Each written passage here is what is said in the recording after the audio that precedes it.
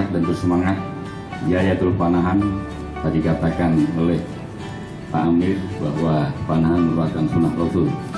Ini sekarang panahan, mudah-mudahan dengan baik, dan selamat adik-adik semua. Silakan selesai lomba atau sore malam berwisatalah di Aceh. Kali juga kita bersatu, seluruh tanah air tadi kumpul di Aceh untuk mempererat rasa persatuan dan kesatuan bangsa kita.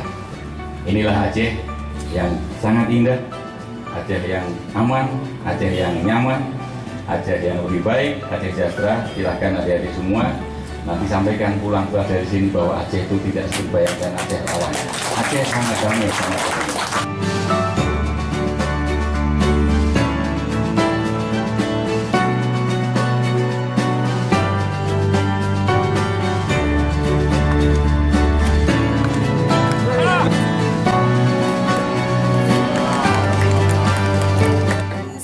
Sekali lagi masih ada tambahan Pemda satu Aceh seri.